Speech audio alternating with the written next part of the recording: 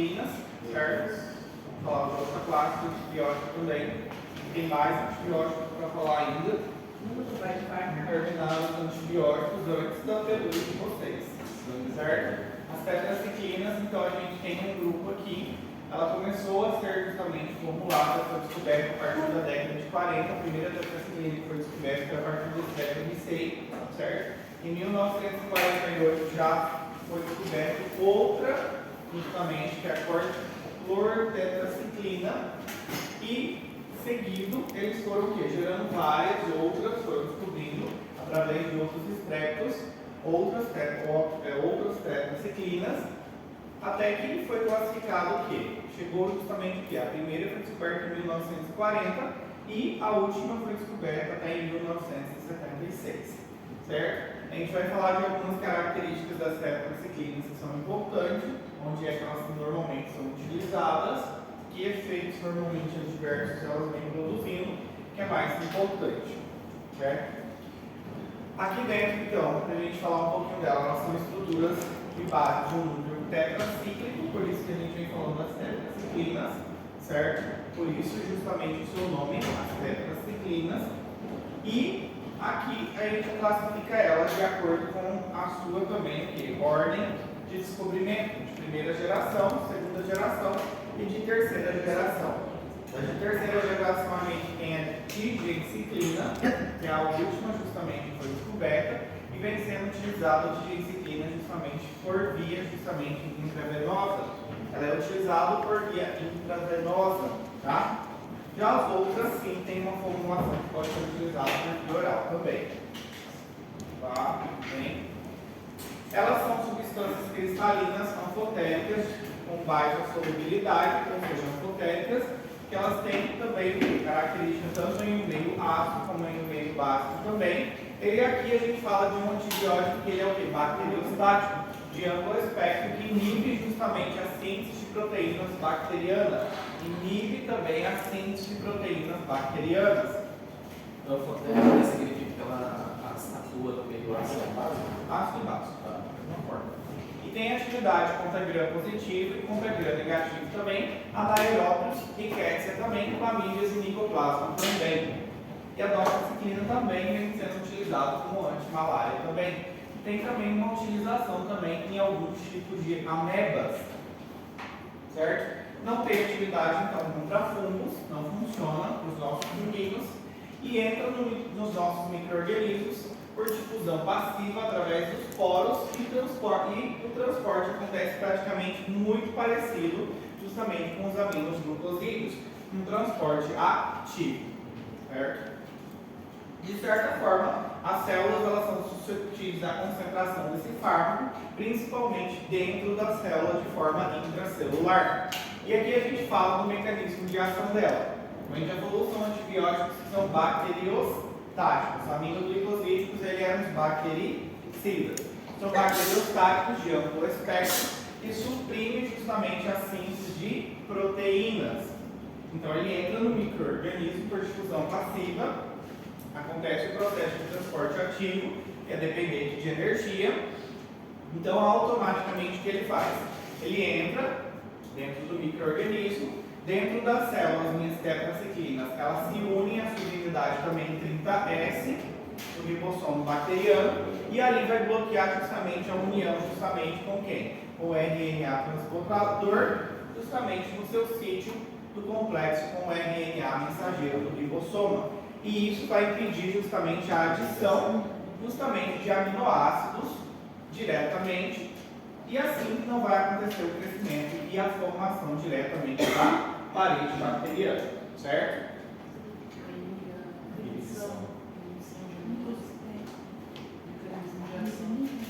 Sim, inibe a síntese justamente o que? Proteica, certo? Na subunidade 30S também. Isso é a parte mais importante que vocês têm que saber. Inibe a síntese justamente também proteica na subunidade também 30S. Certo? Não vou perguntar a união, essas coisas não para vocês, podem ficar tranquilos. Certo? O mecanismo de resistência dela se deve a alguns efeitos. Pode ser por uma alteração na entrada, diretamente, do uma proteção diretamente dos ribossomas, produzindo justamente alguma interferência na união ou uma inativação através de algum processo enzimático diretamente. Dessas três formas pode acontecer esse processo, um mecanismo de resistência. Então, o que mais normalmente acontece, o que a bactéria faz, é justamente que ela não permite a acumulação desse antibiótico de forma intracelular. Então ela faz o quê? Através das bombas, ela acaba reduzindo a entrada do antibiótico dentro dela, o mecanismo de resistência que ela faz. Ela acaba jogando novamente para fora através dessas bombas, ou seja, como o desenho vem mostrando aqui.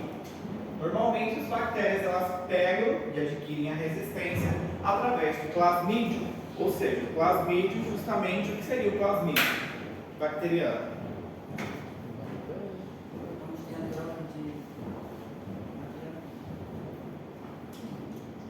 Sítio de informação delas. Hã? No sítio de informação. Sim, é um sítio. O que mais?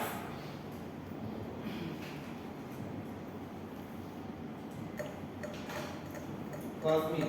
Para que serve o plasmídio? Bactérias. O que ele é da bactéria? Ele é um material justamente genético que a bactéria tem extra, que justamente tem uma grande importância para ela, para a troca de informações. Então, a partir do plasmídio, justamente, as bactérias elas criam justamente um mecanismo de resistência. Observem aqui que justamente o nosso antibiótico está entrando justamente pelos nossos canais, pelos poros, mas automaticamente a bactéria ela criou uma bomba de refluxo, que automaticamente entrou, ela joga para fora o quê? O antibiótico, um mecanismo excelente de resistência. Então ela não utiliza o quê? Esse antibiótico. O antibiótico chega, ela manda para fora novamente. Tudo bem? Tranquilo até aí? Seguimos. Aqui a gente observa a meia-vida dos nossos fármacos. Normalmente, as tetraciclinas elas têm uma meia-vida normalmente de 6 a 8 horas e um que tem uma grande vida aqui pra gente, os mais importantes. Tetraciclina, doxiciclina são os mais utilizados e aqui a tigenciclina. Tigenciclina tem uma vida média mais ou menos o quê? De 36 horas. Tem um bom, ou seja, ela permanece viável por muito tempo. Tem um bom efeito. Então, entre elas aqui a tigenciclina, que é utilizada também por via o quê? Intravenosa. Tá? As tetraciclinas também tem exame laboratorial para identificar a dosagem? Não.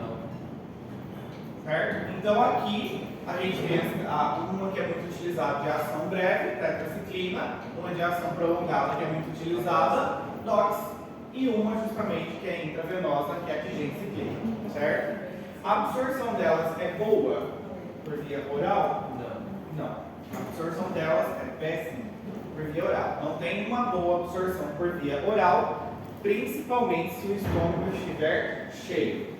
A absorção delas normalmente é o que? O estômago vazio é muito melhor e se você utilizar junto com algum tipo de lácteo ou antiácido, ou géis, ou hidróxido de alumínio, ou justamente sais de cálcio, magnésio, ferro ou zinco, diminui muito mais ainda a absorção, porque esses íons eles funcionam justamente como quelantes, eles puxam diretamente o fármaco, ou seja, a tetraciclina para eles, então automaticamente impede a absorção do meu fármaco. Então algo que a gente sim que é importante aqui para a gente é que não deve ser utilizado nas nossas tetraciclinas junto com lácteos, antiácidos, ou seja, esses íons justamente o quê? Tá? Que são divalentes. Certo? Uma que é intravenosa, então, tigenciclina, certo? Tigenciclina é justamente intravenosa. Ela é zero absorção por via oral, por isso que justamente se utiliza por via intravenosa, certo? Hã? Exatamente. Uma característica aqui da distribuição do nosso fármaco, certo? Uma característica dela é que ela tem uma boa amplitude justamente de distribuição, mas não justamente do líquido cefalorraquidiano. Não tem não passa para lá diretamente, ela tem uma dificuldade para passar para lá, mas ela absorve muito bem aonde? No osso, dente principalmente. Nos ossos, principalmente, acontece o quê? Uma boa absorção por causa do cálcio e acontece um processo de quelação. Tá? E isso aqui a gente vai falar principalmente dessas características das tetraciclinas, que ela não é indicada principalmente fazer utilização em quem? Em crianças, certo? Não deve ser indicada normalmente para crianças abaixo de que idade? Abaixo de 8 anos. Dependendo da dose. Exatamente. Pode causar má formação exatamente nos dentes, no crescimento, mas pode causar um dano também e uma dificuldade também no crescimento da criança. Por mais, então, quanto menos idade, ou seja, menor de 8 anos ainda não é indicado você indicar o quê? As tetraciclinas, certo? A tetraciclina, ela cruza justamente o quê? A placenta e ela pode alcançar o feto e pode justamente ser excretada no leite também. Então não é indicado também o quê? Tetraciclina para gestante. Nem na lactância. Nem na lactância. Muito bem. Não deve ser indicado justamente a tetraciclina aí, certo? Já processo justamente de excreção, principalmente através da bilis e através da urina, pode ser excretada. Certo? Elas são excretadas principalmente através da bilis e através da urina. Essa é a parte mais importante. O uso clínico. O uso clínico das nossas tetraciclinas, elas podem ser utilizadas para riquétia. Riquétia estava muito famosa. Uhum. O que a riquétia estava causando? Quem é riqueza?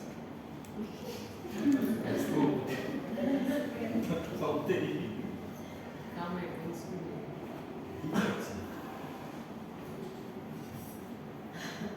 Riquétia, gente, estava muito famosa agora, ficou famosa. Ela teve um momento dela.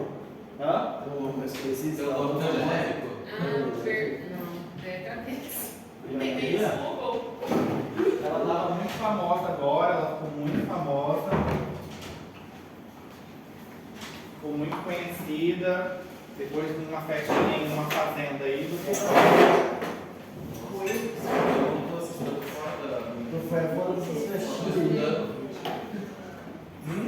Ginecológico? Não se lembram? Não. Foi até que você falou de coisa, né? Não. Essa é a filareria, essa é parecida. Quétia também está influenciado com o quê? O nosso carrapato. Quétia também está influenciado com carrapato. Hoje, no Brasil inteiro, no Ministério da Saúde, foi anunciado, teve uma festa numa fazenda, um monte de gente com doença do carrapato. O famosíssimo, teve o álbum dela. Tem uma lagoa e tem capivaras. Aí todo mundo foi proibido de ir lá.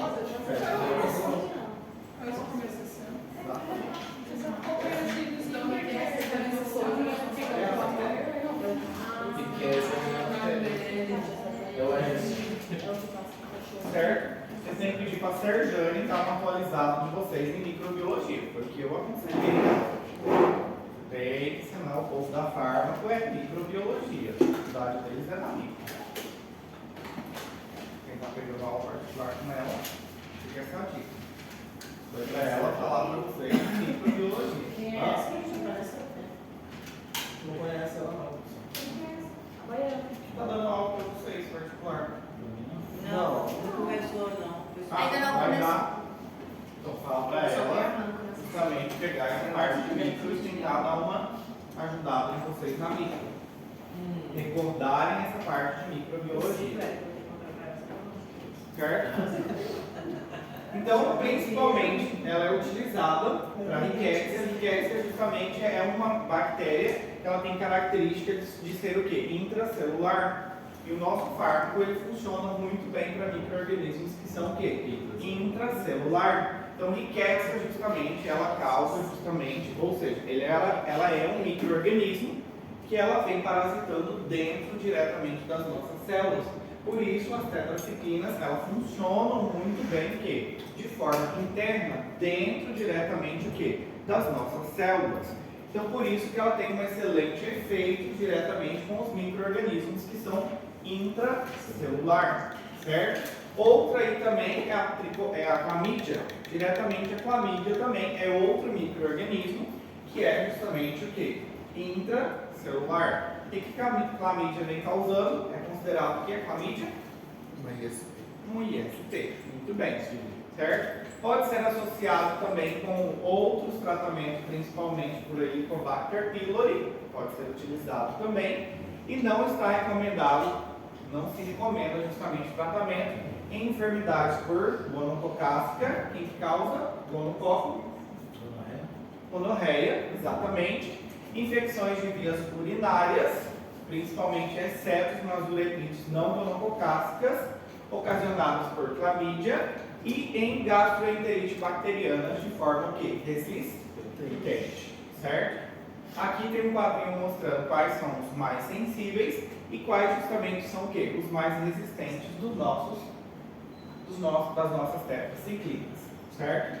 Aqui novamente, ocasionalmente, outros usos pode ser utilizado para justamente o plasmódio falciparum, que é justamente o que causa malária, é um protozoário, certo? E pode ser utilizado em algumas outras situações também. Pode ser utilizado no tratamento de acne, por exemplo, é muito utilizado também no tratamento de acne, exacerbações de bronquites, pneumonia também pode ser utilizado, na enfermidade de Lyme também, que é uma enfermidade causada pelo quê? Muito famosa também, não é tão comum aqui na nossa região, mas tinha aquela doutora, Avril Lavigne, acho que é, que justamente estava com essa enfermidade.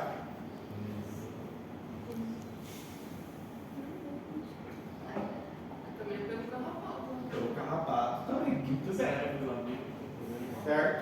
Provoca lesões na pele e no sistema nervoso central. Exatamente. O problema dessa enfermidade é justamente quando ela vem causando o quê? Afetando o sistema nervoso central. Periférico, exatamente. Febre recorrente, leptospirose também, infecções por algumas micobactérias também pode ser utilizada, e as tetraciclinas também podem ser associadas com peste, tuloremia e brucelose também associada, certo? Infecções respiratórias, por via respiratória a gente pode utilizar a doxiciclina, certo? Principalmente quando a gente tem uma situação onde o paciente ele apresenta muito acne, a gente pode utilizar justamente se esse acne vem sendo ocasionado por algum tipo de estáfilo, a gente pode utilizar diretamente o quê? Algum tipo de tetraciclina, pode ser utilizado também. As tetraciclinas de forma geral, elas não são tão utilizadas no nosso meio. A gente não tem hábito muito de usar as tetraciclinas, tá? Somente a gente vem usando de forma geral, eu falo para vocês, as tetraciclinas, quando a gente está diante de algum micro-organismo que ele é intracelular. Aí, principalmente, se é por via oral, a gente vem utilizando a dox, certo? Agora, se for necessário, por via justamente o que? Intravenosa, a gente vem utilizando a tigenciclina, certo? Tigenciclina, ela possui uma excelente atividade contra quem? Enterobactérias. Quem são as enterobactérias?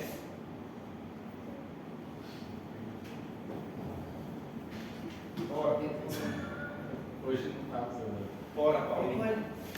E. coli, muito bem. Quem mais? Lucas? Eu não sei não. Ó. Não sei não. Micro. Lucas. Ana Maria. Valéria. Luquinha. Escherichia, Delegado. salmonella, Muito bem. Muito bem. Tá invisível, doutor. Ela. Tá invisível. Serratia, Cerrado. Muito bem. Você não também não? Onde é que a Priscila tá lendo aí? Você é tecnologia a favor. Ela deixa alguns enterococos também, a tigensiclina, certo? Então, quando o paciente tem uma infecção intra-abdominal, isso é importante. A gente tem que levar em consideração que a tigensiclina, que é uma tetraciclina, a última descoberta por via, justamente, a gente utiliza intravenosa, tem uma excelente resposta contra as nossas enterobactérias, que são bacilos gram negativos. Muito bem. Bacilos gram negativos. Certo? Então, por dose oral, principalmente, a gente vem utilizando as outras. Tá? A gente vem utilizando as tetraciclinas e as doxiciclinas, principalmente. E justamente para enteral, a gente vem utilizando justamente a tigensiclina. Certo? Então, por dose oral, principalmente, certo? E a tigensiclina, ou seja, aqui tem outro nome também, que é glicilciclina também, é a mesma tigensiclina, tá? Oxitetraciclina já é uma formulação que ela é especial e é utilizada só por justamente o quê? Oftalmo. Exatamente, colírio, em forma de colírio. A dose das tetraciclinas podem ser no adulto de 250 a 500 a cada 6 horas por via oral, certo? Doxiciclina normalmente é 100 mg a cada 12 horas por via oral e a tigensiclina normalmente é o quê? 50 mg, ela é em pó que deve ser reconstituída na solução injetável, certo? As principais são essas três que a gente pode utilizar. Qual seria justamente os efeitos adversos? Uma parte dos efeitos adversos causados pelas tetraciclinas é que elas alteram a flora justamente microbiana. Elas têm essa capacidade, então se o paciente deixa de utilizar uma tetraciclina, normalmente é devido a esse efeito, tá? Porque ela tem uma irritação muito grande no tubo digestivo, então o paciente pode justamente manifestar anorexia, ter mal-estar gastrointestinal, náusea, vômito, ou justamente começar a ter o quê? Ulcerações esofágicas, que normalmente é característico da doxiciclina. Pode utilizar um protetor Mas a gástrico. gente viu que o protetor gástrico Pode utilizar um inibidor da bomba de próstata. então você vai tomar ela depois de 40 minutos você toma o protetor.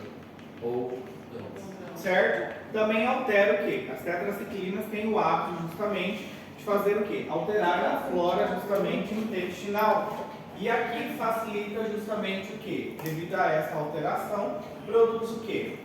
Um crescimento excessivo de micro-organismos que são o quê? Patógenos, principalmente pseudomonas, proteus, estáfilos, pode ter justamente clostrídeos, pode ter coliformes resistentes também e também de funguinho. E o paciente pode manifestar o quê? Coceira justamente anal, uma colite pseudomembranosa e também uma clamidiose justamente vaginal. E isso se deve a essa alteração da flora intestinal. Tudo Outras- provocado pelas tetraciclinas, doutor? Hã? Tudo reações adversas tetraciclinas? A tetraciclina. Outra também que ela pode causar é uma erupção justamente cutânea. Elas são o quê? Elas podem produzir justamente fotossensibilidade. Na unha, justamente, ela pode dar uma pigmentação, normalmente numa coloração mais azulada e grisácea. Isso se deve à sua ação, ou seja, o fator desse fármaco justamente ele se fixar muito melhor a esses locais. E isso a gente também vê aonde? Nos dentinhos, certo? Nos dentinhos, porque ela se une muito fácil ao quê? Ao cálcio. E quando ela vai se depositando, ela vai ocasionando o quê? Essa formação, uma displasia, e vai modificando o esmalte justamente do dente, deixando uma coloração mais azulada, mais acinzentada. No osso também pode se depositar e começar a causar justamente o que a gente fala osteites, certo? Onde produz justamente também uma inibição do crescimento. Por isso que não é indicado para crianças menores de 8 anos, certo?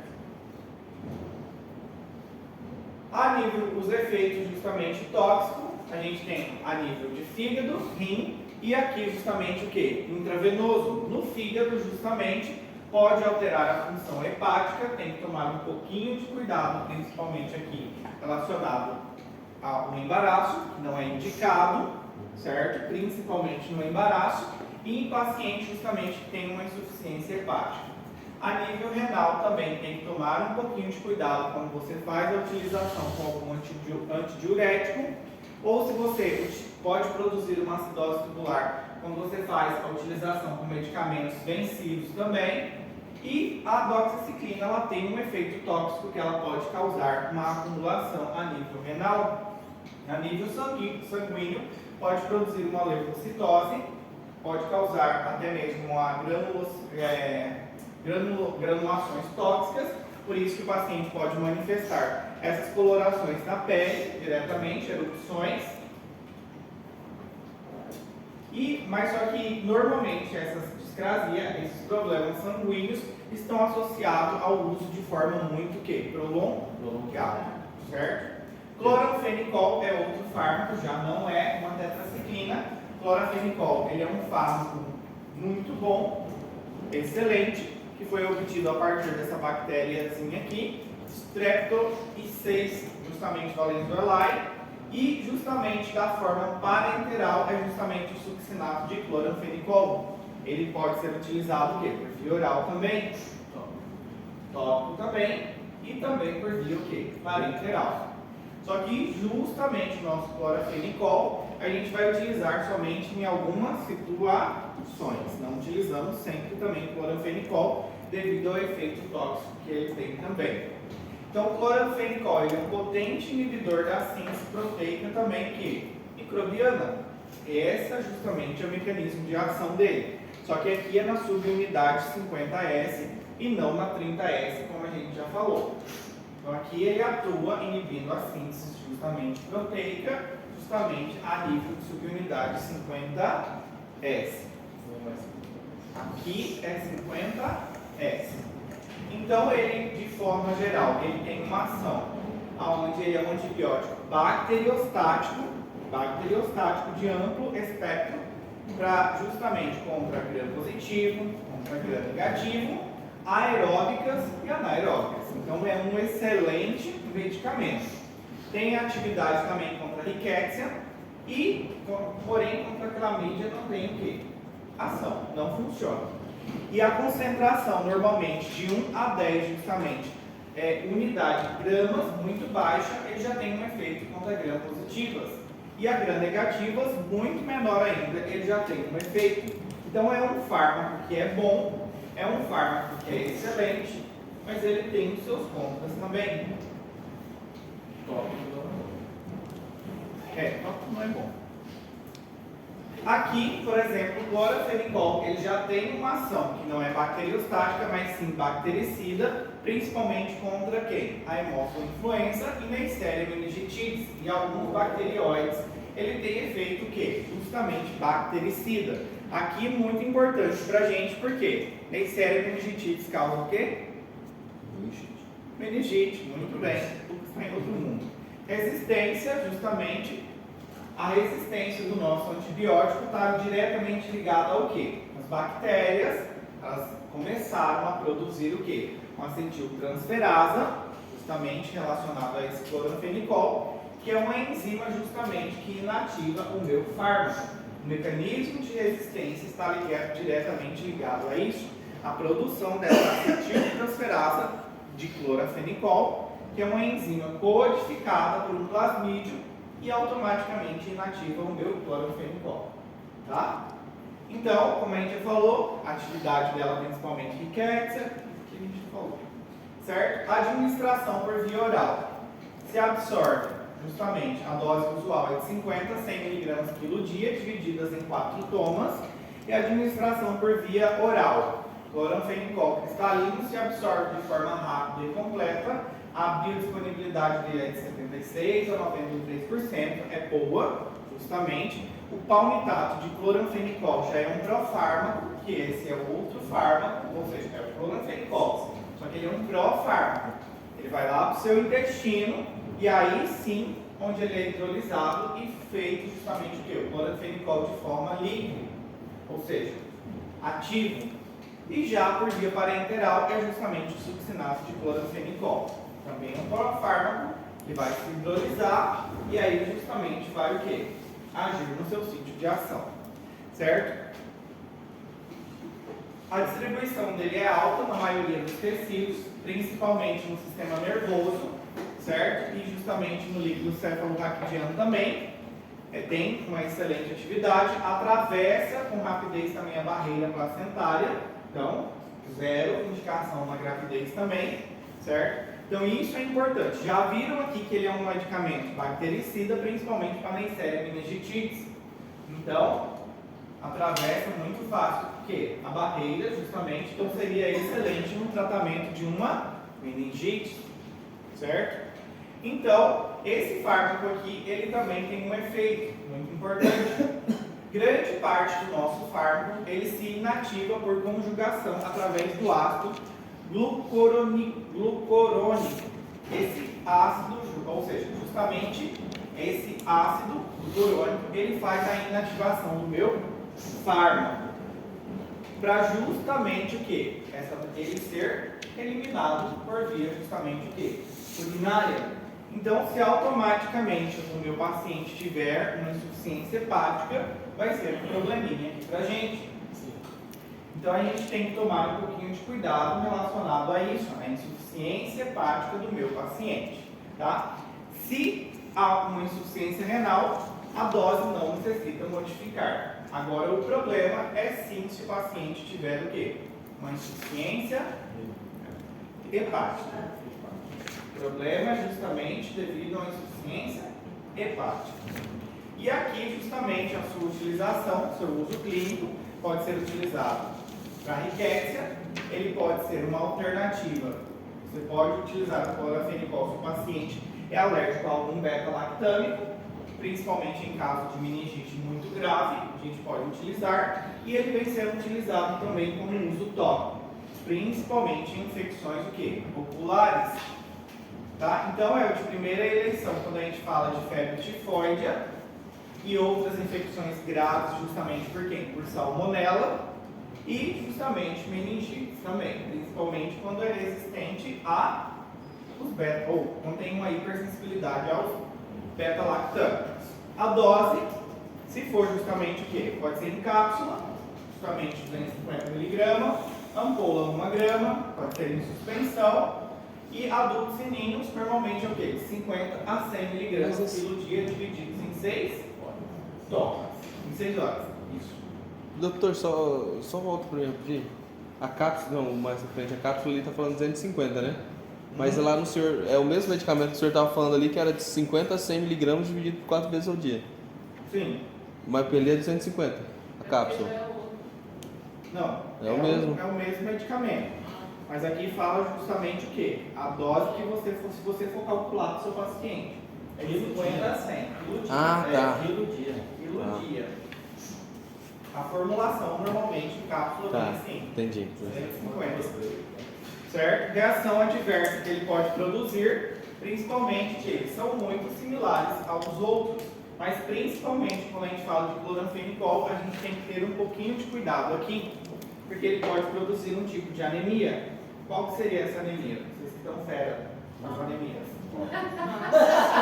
Anemia Ferro frio. não é essa. Ferro frio. Quer matar eu agora de coração. Lucas? Luquinha, delegado. Qual tipo justamente de anemia, ou seja, vem causando aqui? Aplásica, muito bem. Justamente a aplásica.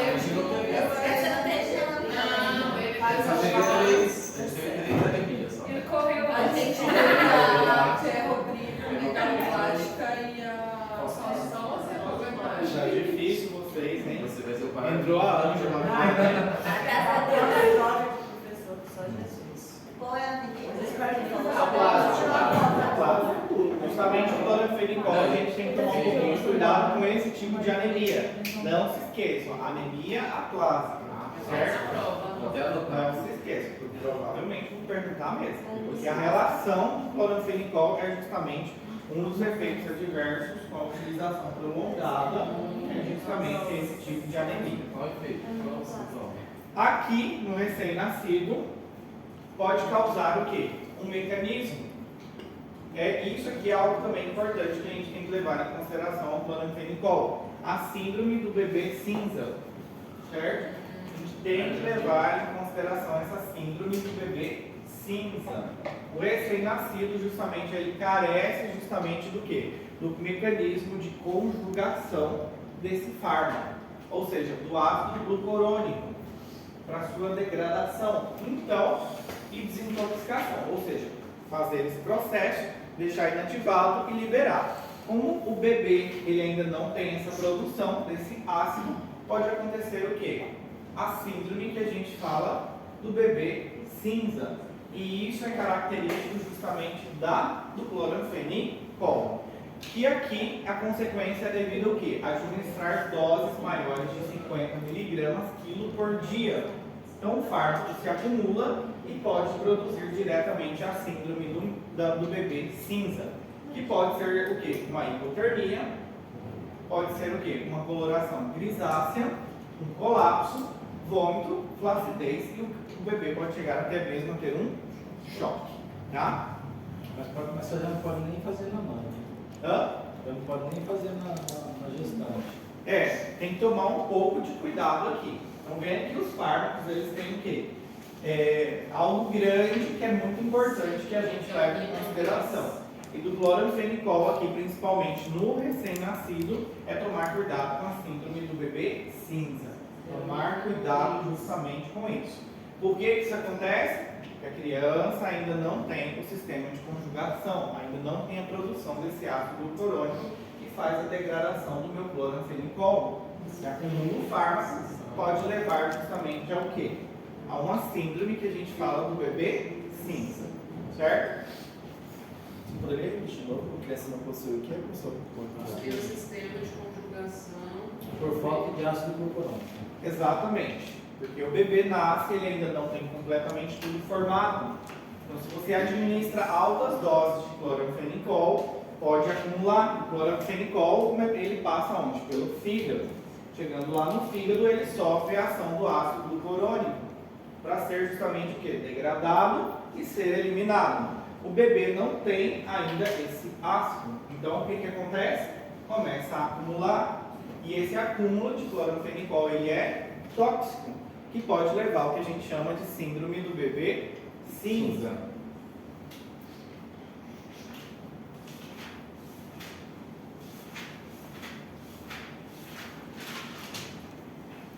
Certo? Tranquilos até aí? Belezinha. Não, acabou ainda não. Até amanhã. Acabou? Tchau, tchau, até amanhã. Acabou, professor? Não. Ainda não tem sistema de conjugação. Paciente, Ana, 28 anos, sexo feminino, sem histórico médico significativo, história clínica da minha paciente. Ana procurou atendimento médico com febre persistente, dor de cabeça muito intensa, mialgia e linfadenopatia generalizada. Ela relatou uma viagem recente a uma área rural, onde teve contato com coelhos selvagens, certo? E carrapatos. Inicialmente os sintomas foram leves, mas justamente houve uma progressão. A temperatura da minha paciente está 39 graus, febre, certo? Úlceras, a paciente começou então a apresentar o quê? Linfonódulos aumentados, sensíveis em várias regiões, especialmente a axila e justamente virilha, conjuntivite leve, a paciente teve úlceras na pele, principalmente no local da picada, onde ela recebeu a picada do carrapato. O exame de laboratório hemograma mostrou uma leucocitose com neutrofilia. O que seria neutrofilia? Baixo número de neutrófilos. Hã? Baixo número de neutrófilos. Baixo? Alto. Não é alto? É alto. Alto, os neutrófilos aumentados, certo? Fez uma cultura de sangue, deu negativa, porém fez um sorológico para tularemia e deu o quê? Positivo. Que aminoglucosídico a gente poderia utilizar aqui? Qual seria a dose e qual outro antibiótico poderia ser indicado? Tetracyclina. Gentamicina, amifacina, associado a beta-lactâmicos. E qual? Já daria do. Qual aminoglucosídeos aqui? O caso clínico eu já falo para vocês que deu positivo o quê? Tularemia. Paciente, já estou dando para vocês o que ela tem, tularemia. Certo? Qual seria, a pergunta é, dos aminoglucosídeos, qual seria o de preferência para tratar um caso de tularemia?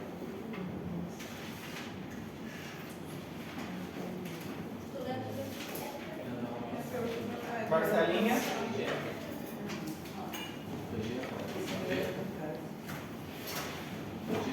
Genta? Streptomicina. Streptomicina? Ox. Não, era uma Disciplina. Poderia ser utilizado o quê? Qual aminoglucosídeos?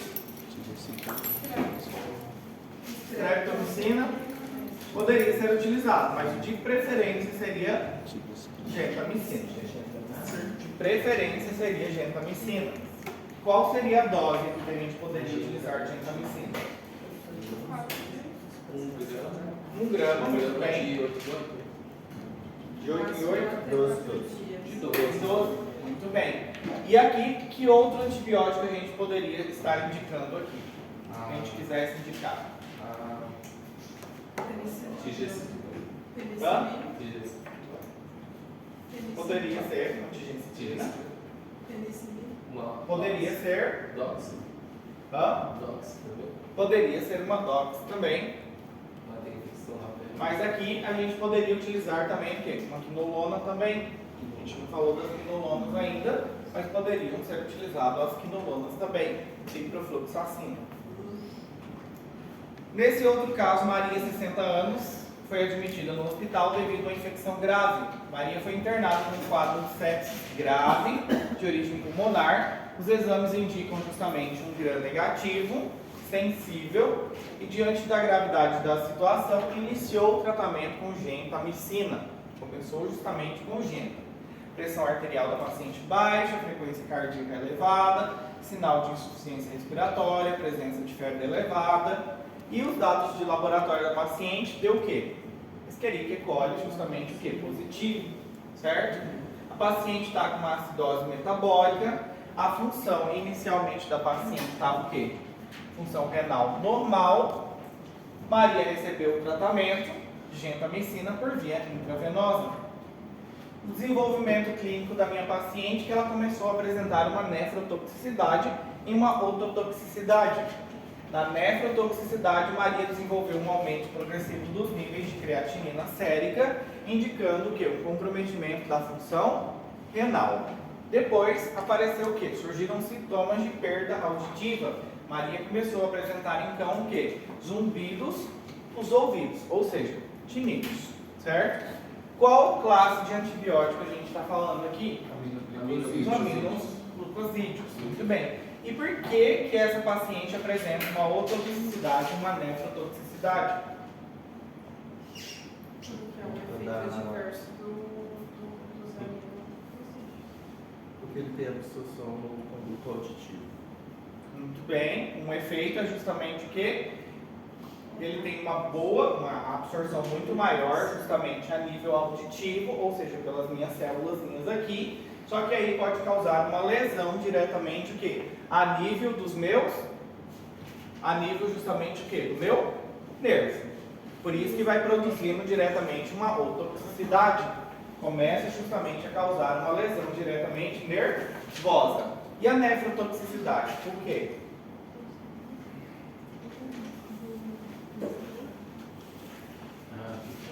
A gente falou na última aula. O que acontece com as células?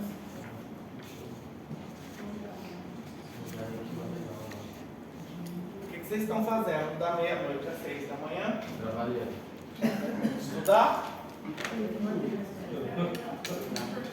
Não deixem para estudar da última hora. Eu estou vendo vocês fazerem aquela famosa Porque montanha que eu ele falei. tem efeito de concentração dependente e efeito de pós-anticorpo. Aí acontece esse tipo de coisa. Quase, estou mais ou menos. Paulo? O que acontece com as nossas células tubulares renais, Lucas?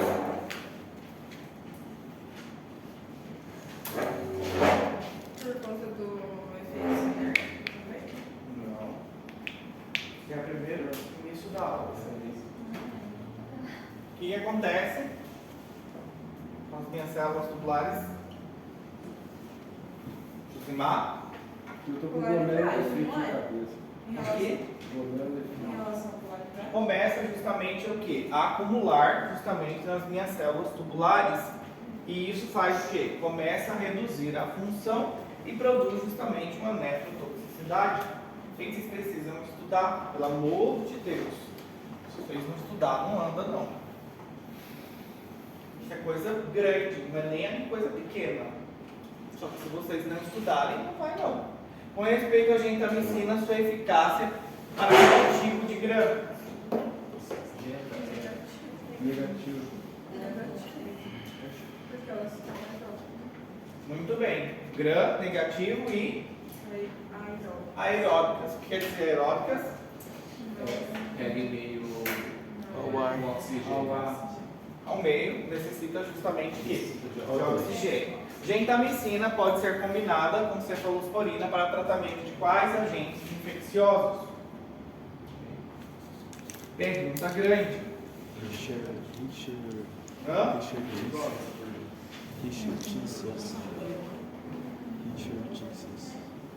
Quantos dias normalmente deve utilizar gentamicina?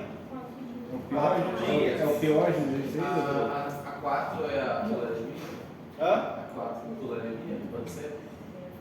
Não. meningite? Não.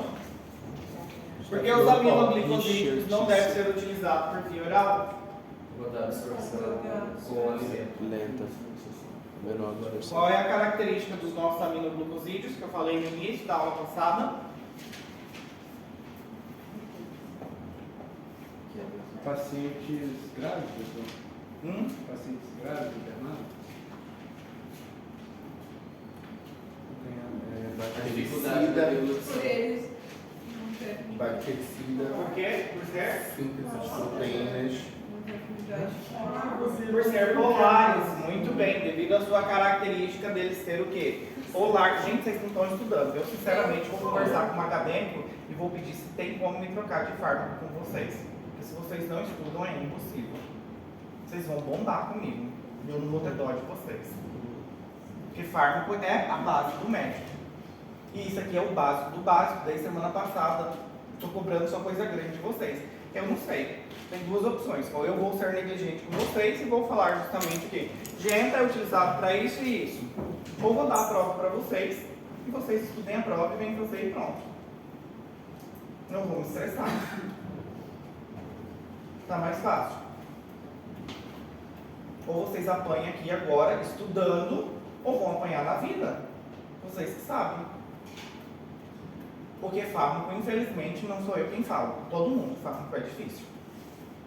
Não tem outra forma. Se vocês não sentar o popozão na cadeira, não é eu que vou ensinar aqui na frente 2 horas, muito menos a Serjane falando para vocês 3 horas na frente de uma aula onde vocês vão pagar para ela, ou não sei, ou o que vocês vão fazer, ou se vier outro docente, vai ser a mesma coisa.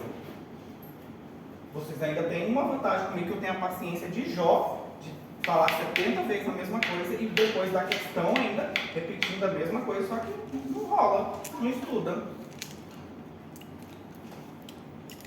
E se não estudar, não aprende. Eu, sinceramente, já não quero mais dar aula para vocês, não quero. Porque pra mim é um fracasso total, desculpa. Mas chega aqui, uma pergunta básica, vocês não sabem, pra mim tem 2 opções. Ou vamos ser negligentes, eu jogo aqui pra vocês, estudo isso aqui, passo o questionário, vocês vêm, faz, finish, pronto. Vida que segue e pronto. E não vamos estressar. Mas eu tenho um pensamento que eu penso em formar profissionais. Ou vocês apanham de mim aqui, não por ser ruim, ou vocês vão apanhar lá na frente. É pior lá na frente de um paciente. Doutor, o que você vai passar para o paciente? Eu não sei o que eu vou dar. Espera aí que eu vou olhar aqui no Google. É coisa grande, não é pequena não. Vocês não sabendo. Entendo. Muitos trabalham, muitos têm isso, muitos têm aquilo, mas seja bem-vindo à medicina. Eu vou pedir para trocar, desculpem, mas eu não quero mais dar aula para vocês. Esses dias me ofereceram psiquiatria, eu vou para psiquiatria, eu venho dar aula de psiquiatria para vocês. Que não precisa enrolar, que não precisa, tipo assim, paciente isso aqui e tudo mais, transtorno é isso aqui, transtorno não sei o que, de personalidade, dissociativa, isso aqui, vai apresentar isso e isso é mais fácil. Então o questionário e pronto. Ninguém vai ser psiquiatra aqui mesmo. Se for também, vai se especializar em psiquiatria. Muito mais fácil. Troca com a professora de psiquiatria, ela vem da fármaca e eu vou para a psiquiatria, tranquilo. Certo? Vou deixar para vocês isso aqui, para vocês estudarem. Tá bem? Para vocês lerem, relerem, repassarem, conseguirem fazer. Isso aqui está igualzinho o material de vocês. Fiz em cima do material que eu passei para vocês. Os pontos X que é mais importante. Mas nem isso vocês estão sabendo. Então, é lamentável. Certo? Vou passar para vocês estudarem, podem ir almoçar.